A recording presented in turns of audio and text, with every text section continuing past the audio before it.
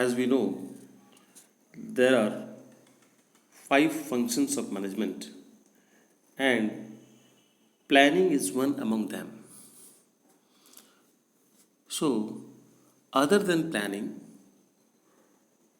the other functions of management are organizing, staffing, directing, and controlling. So, planning is the first function of management.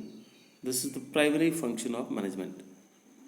So, let us move on to the very concept of planning, that is very meaning of planning.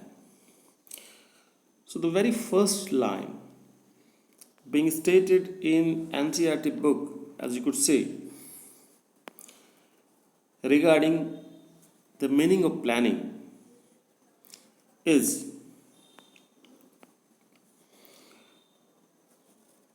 planning is deciding in advance what to do and how to do. In other terms, it refers to thinking beforehand. That is, planning is the basic function of management, and with it starts the other functions of management. Planning is deciding in advance. That is, planning means a way of looking ahead. Now, if we'll go by this definition, that is, planning is deciding in advance what to do and how to do. तो इसका अर्थ क्या होता है? ऐसे planning का मतलब हिंदी में नियोजन से होता है, जो कि यहाँ पे शायद कोई ज़रूरत नहीं है, लेकिन प्लानिंग का अर्थ होता है पहले से यह निश्चय करना कि भविष्य में क्या करना है, what to do and how to do, और कैसे करना है, ये तय करना है. It is one of the basic functions of management. यह मैनेजमेंट के जो आधारभूत फंक्शंस है, कार्य हैं, उसमें से एक है, यानी कि जो 5 फंक्शंस है उसमें एक है. Now before doing something the manager must formulate an idea of how to work on a particular task. So what the manager need to do? A manager need not take directly the tasks. So before taking a task, he need to have a plan, that is formulate an idea first, then move on to taking task. तो पहले वो idea formulate करेगा, plan करेगा एक manager, फिर task को अपने हाथ में लेना होता है करने के लिए. जो मैनेजमेंट का एक डेफिनेशन है, एक बड़ा इम्पॉर्टेंट डेफिनेशन है, जो कि कुंस्ट ओ डॉनेल ने दिया है. और कुंस्ट ओ डॉनेल ने जो एक डेफिनेशन दिया है, कुंस्ट और डॉनेल जो स्पेलिंग है, that is, let me make it clear, that is KOONTZ and O Donnell ODONNELL.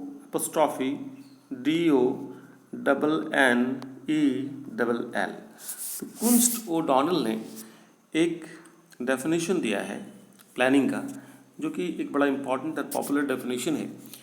That is, planning is deciding in advance. Planning is deciding in advance what to do, how to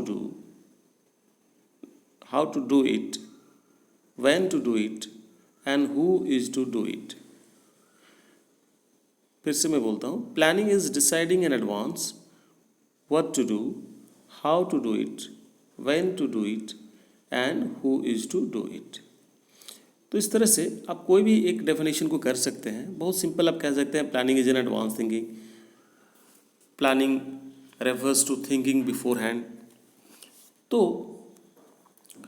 कोई एक definition आप कर सकते हैं। अगर हम आगे देखें तो कहता है दस planning is closely connected with creativity and innovation. जो प्लानिंग है इसका क्रिएटिविटी से, सृजनात्मकता से तथा इनोवेशन, कुछ भी नया करने का, नया सोचने का, नयापन लाने का से क्लोज कनेक्शन है, क्लोजली रिलेटेड है। बट यानी कि आप में अगर क्रिएटिविटी ज़्यादा है, इनोवेटिवनेस ज़्यादा है, तो आप ज़्यादा बेहतर प्लानिंग कर सकते हैं।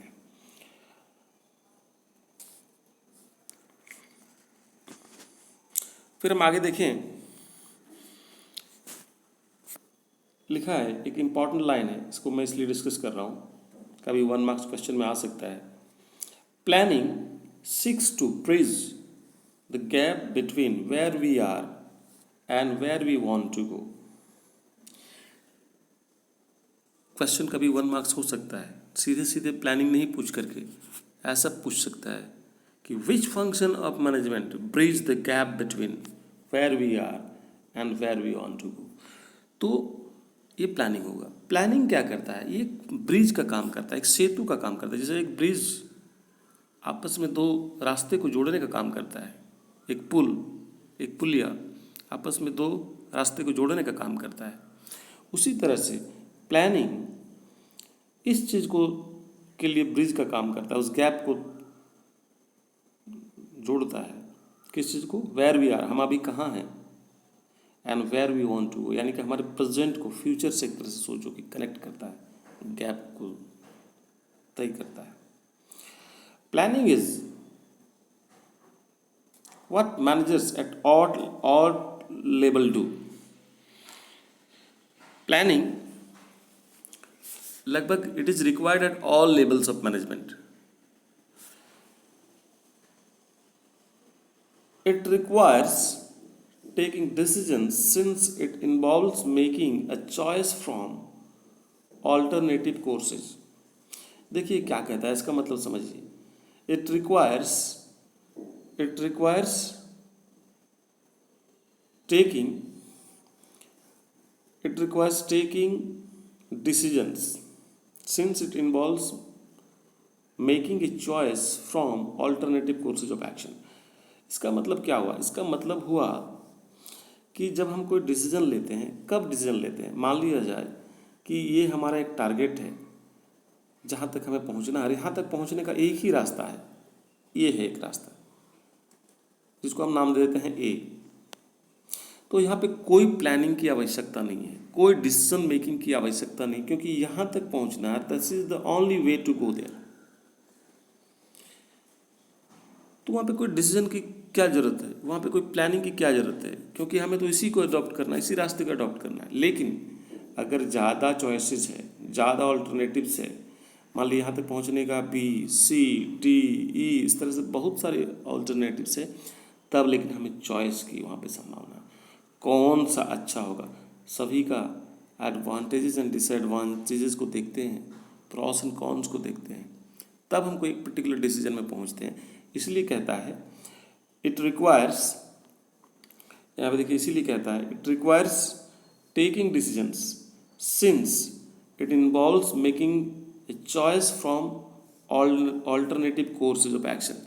जो अलग अलग रास्ते हैं वहाँ तक पहुँचने का, जो विकल्प मौजूद है हमारा, उसमें से बेस्ट का सिलेक्शन करना होता है। तो वहाँ पे एक मैनेजर को डिसीजन लेना पड़ता है। तो इस तरह से हमने देखा जो प्लानिंग का जो मतलब है, उसको हमने शॉर्ट में प्लानिंग का डेफिनेशन को देखा। बावजूद कि एनसीईआरटी बुक में पहले इम्पोर्टेंस को डिस्कस कर दिया गया है, बट मुझे लगता है कि प्लानिंग के साथ उसका फीचर्स को करना चाहिए, तो मैं इसका फीचर्स को पहले करता हूँ, बाद में इसके इम्पोर्टेंस को किया जाए। सो लेट अस सी फीचर में पहला फीचर क्या है। पहला फीचर है जैसा कि आप देखेंगे ये है planning focuses on achieving objectives. देखिए जी, जब when we plan ना, तो first of all we have to set a target, we have to set an objective, and we make a plan how to reach out there. In similar way, the planning focuses on achieving objectives. If we make a plan and if that plan does not contribute to achieving those objectives, so there is no use of such plans. ऐसे plan की कोई मतलब नहीं होता है अगर वो contribute नहीं करता ऑब्जेक्टिव को अटेन करने में। So let us see line by line, organisations are set up with general purpose in view. किसी भी ऑर्गेनाइजेशन की जो स्थापना होती है ये एक सामान्य उद्देश्य के लिए होती है, कोई स्पेसिफिक गोल्स को लेकर के नहीं, पहले जनरल पर्पस के लिए होता है। Specific goals are set out in plans along with the activities to be undertaken to achieve these goals. And side by side, when we establish an organization that is for general purpose, एक सामान्य उद्देश्य की प्राप्ति के लिए हम करते हैं, but along with that general purposes, the specific goals are also undertaken, also get connected side by side, साथ ही साथ वो स्पेसिफिक गोल्स भी उसके साथ जुड़ते जाता है और उसका फुलफिल होता है। यानी कि प्लानिंग में स्पेसिफिक गोल्स और जनरल पर्पसेस दोनों फुलफिल होते हैं। दस planning is purposeful, that's why it is purposeful. ये उद्देश्यपूर्ण होता है, इसका एक उद्देश्य होता है जहाँ पे हम क्या करते हैं, एक ऑब्जेक्टिव तय करते हैं, क्योंकि जिस ऑब्जेक्टिव के लिए ऑर्गेनाइजेशन का एस्टेब्लिशमेंट हुआ है। Planning has no meaning unless it contributes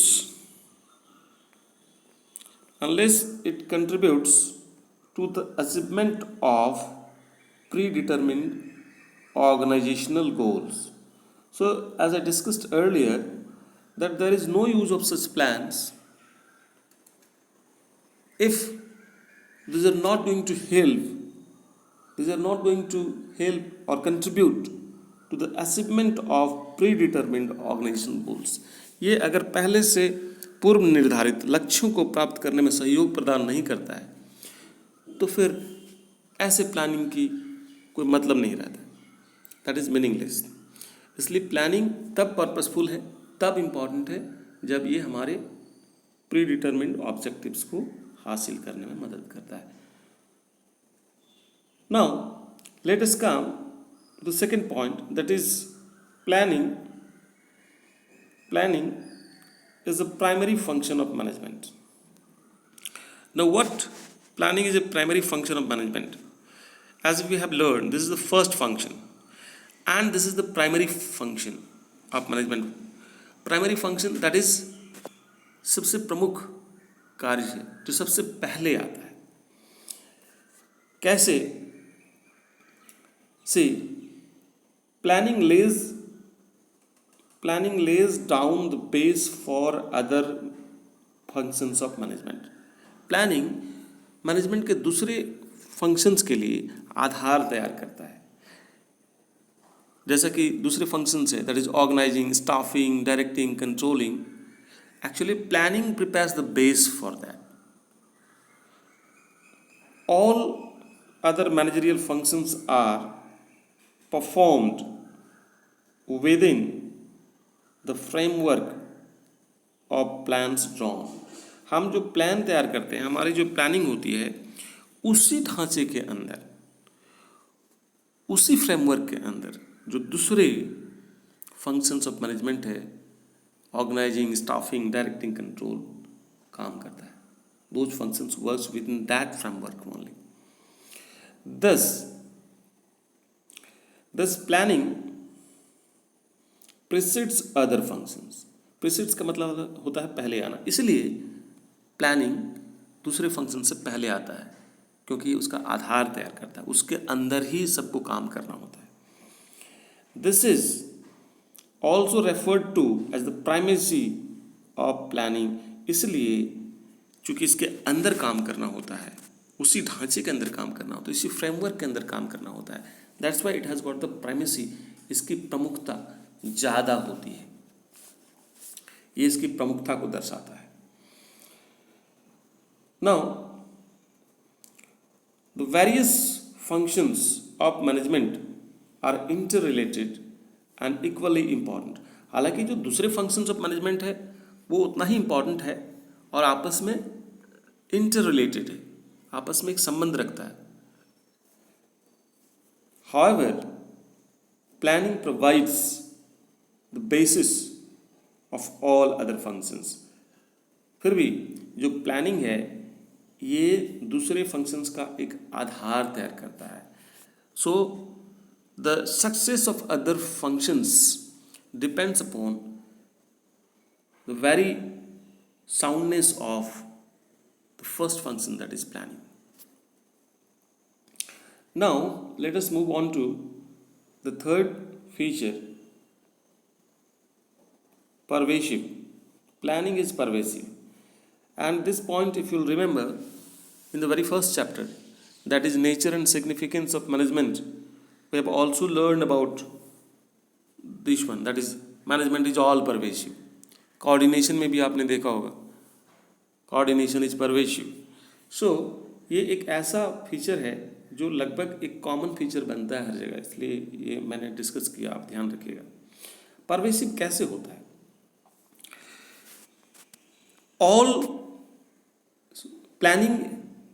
planning is required at all levels of management as well as in all departments of the organization. That is, planning is required at every level of the management, irrespective of whether it is top level, middle level, or lower level. And it is also required at every department, whether it is sales department, production department, finance department, human resource department, or whatsoever in a particular organization. This is required everywhere. Further, it is being stated, it is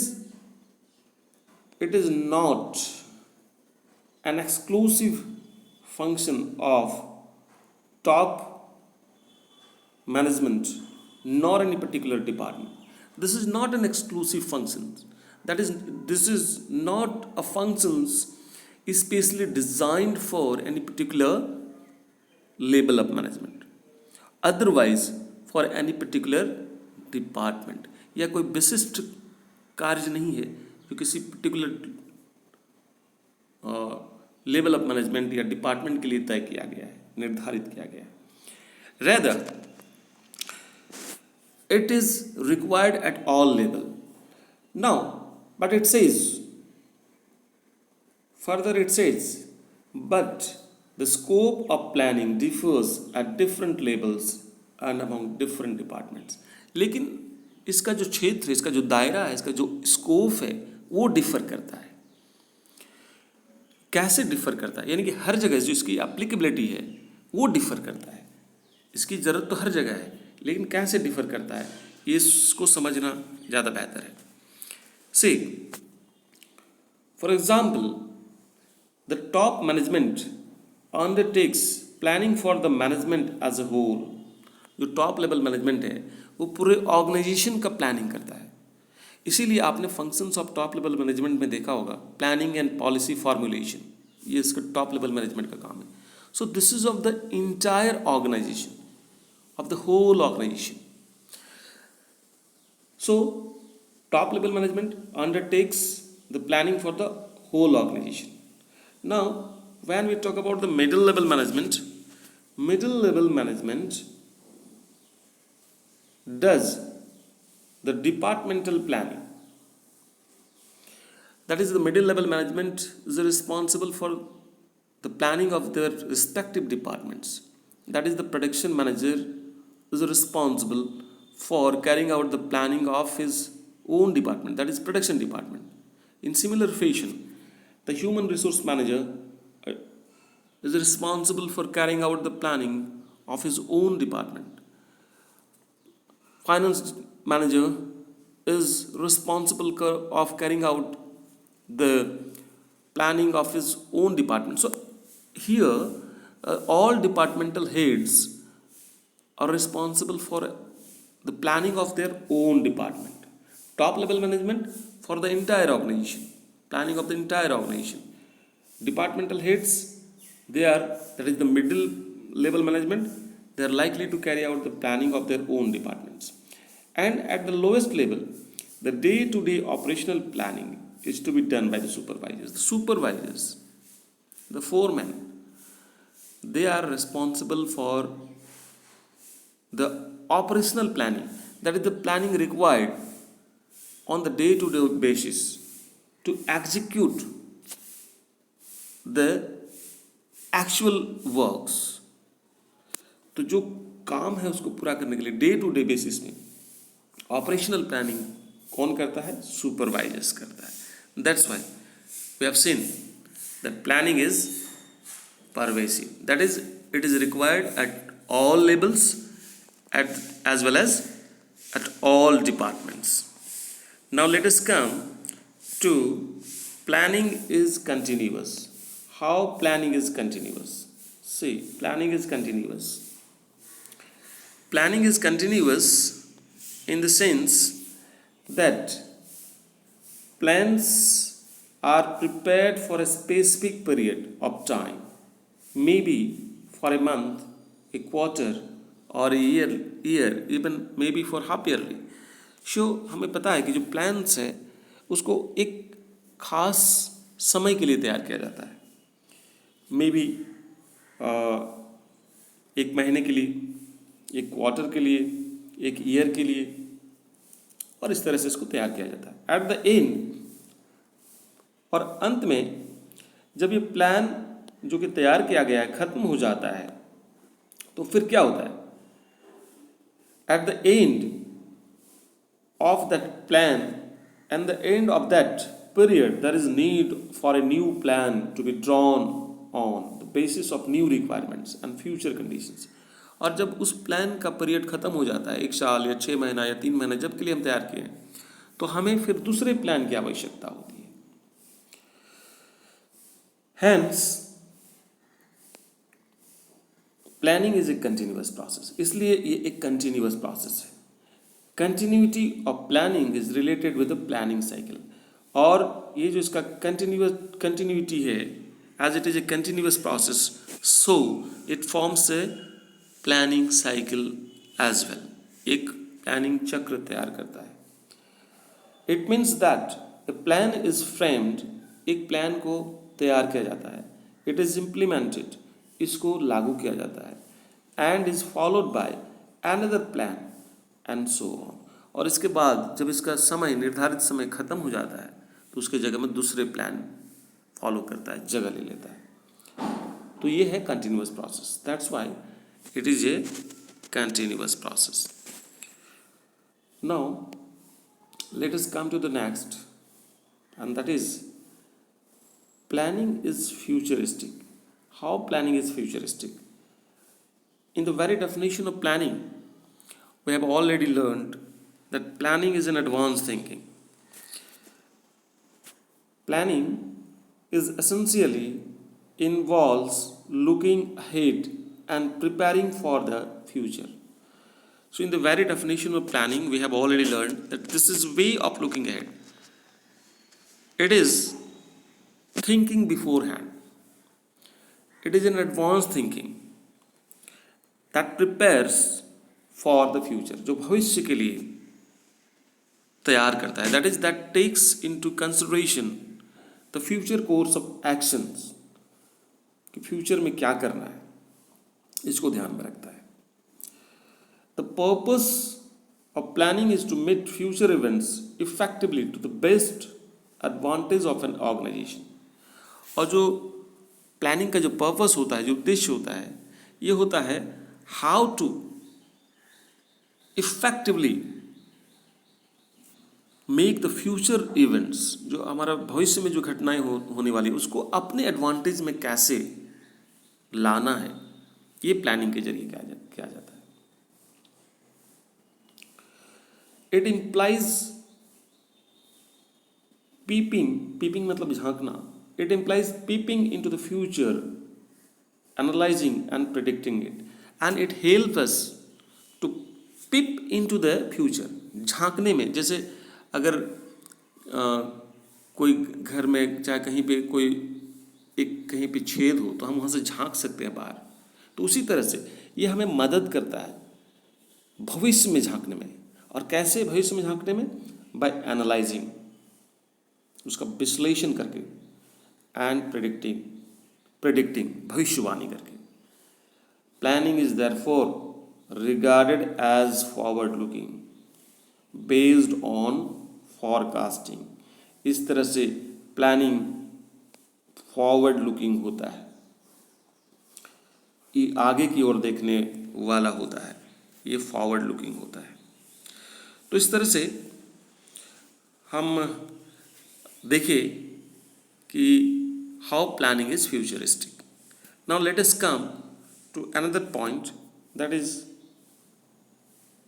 point number 6, and that is planning involves decision making. Planning involves decision making. अब planning में निर्णय जो करता है वो कैसे करता है? See, planning essentially involves choice from among various alternatives and activities. जो प्लानिंग है, तो प्लानिंग में हम जो निर्णय करते हैं, निर्णय करने का मतलब, डिसीजन लेने का मतलब ये नहीं कि आपने टॉस किया और डिसीजन ले लिया। डिसीजन कब लिया जाता है? जैसे हमने पहले भी डिस्कस किया, एग्जाम्पल के तौर पे दिया आपको कि अगर ये टारगेट है और यहाँ तक पहुँचने का सिर्फ एक ही रास्ता है, सपोज ए है, तो वहाँ पे कोई प्लानिंग की ज़रूरत नहीं है। वहाँ पे डिसीजन क्या लेना है, वहाँ पे कोई डिसीजन लेने की ज़रूरत नहीं, क्योंकि हमें पता है यहाँ तक पहुँचने के लिए एक ही रास्ता है, only one course of action. लेकिन अगर यहाँ तक जाने के लिए और भी रास्ते हैं, B C D, then we have to decide. हमको हर एक का एडवांटेजेस एंड डिसएडवांटेजेस को देखना है, हर एक कोर्स ऑफ एक्शन का, हर एक ऑल्टरनेटिव का, and then we decide which one is the best one. So their decision making is involved. So where there are alternatives, decision making is involved. Where there are no alternatives, no decision making is required. So planning presupposes, planning में ये माना जाता है कि alternatives हमारे पास available है, alternatives हमारे पास available है, इसीलिए planning जो है इसमें decision making involved होता है. So let us see first again, planning essentially involves choice from among the various alternatives and activities.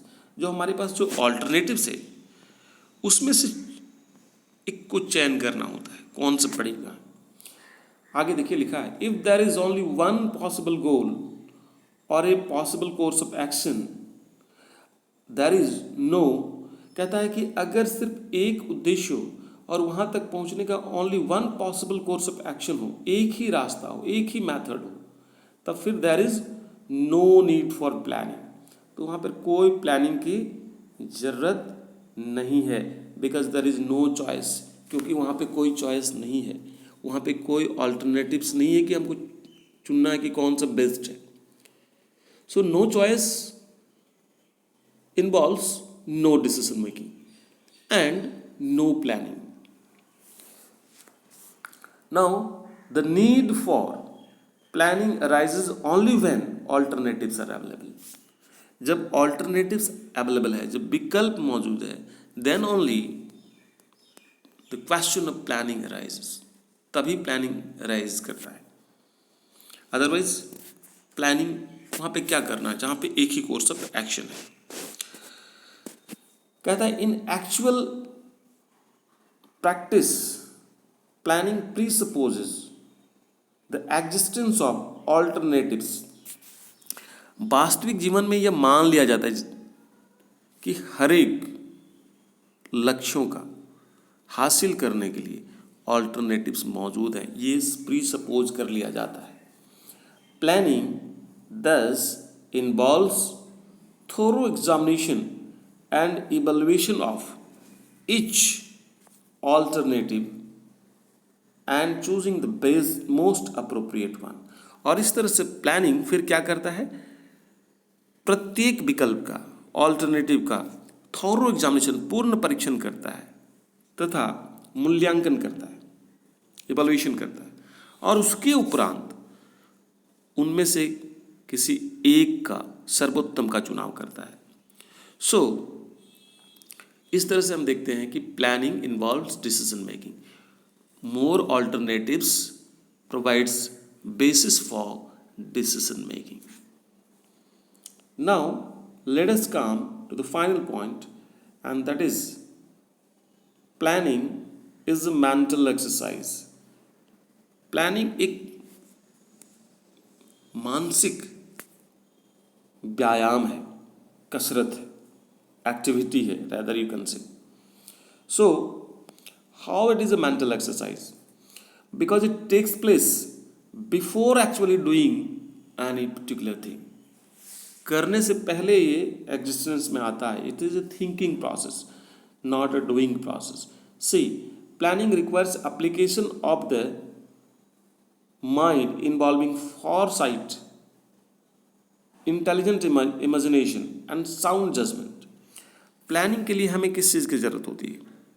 दूरदर्शिता की, फॉरसाइट की, इंटेलिजेंट इमेजिनेशन, बुद्धिमत्तापूर्ण कल्पनाशीलता की जरूरत होती है कि हम कैसे इंटेलिजेंटली कल्पना कर सकते हैं, इमेजिन कर सकते हैं, साउंड जजमेंट और ठोस निर्णय लेने की, ठोस निर्णय का। It is basically an intellectual activity of thinking rather than doing। ये this is actually a thinking function and not a doing function. याद रखिए, ये थिंकिंग फंक्शन है, not a doing function. Doing function takes place after planning. So because planning determines the action to be taken। Why it is a thinking function? Because it determines the path, it determines the action to be taken in future, that it determines the future course of action, but these are not actually takes place right at the beginning, that is in planning। However, planning requires logical and systematic thinking rather than guess work or wishful thinking।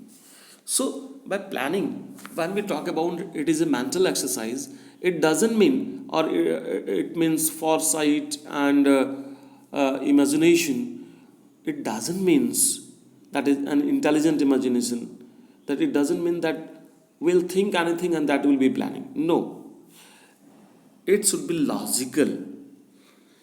ये logical होना चाहिए, तार्किक होना चाहिए, systematic होना चाहिए, and not a gas work.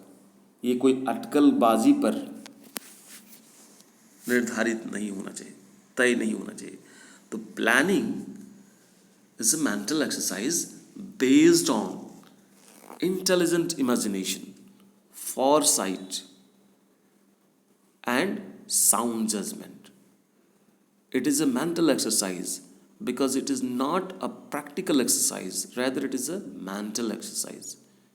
It is a thinking function and not a doing function। So that's doing function। That's all for today, that we have discussed about meaning of planning and features of planning।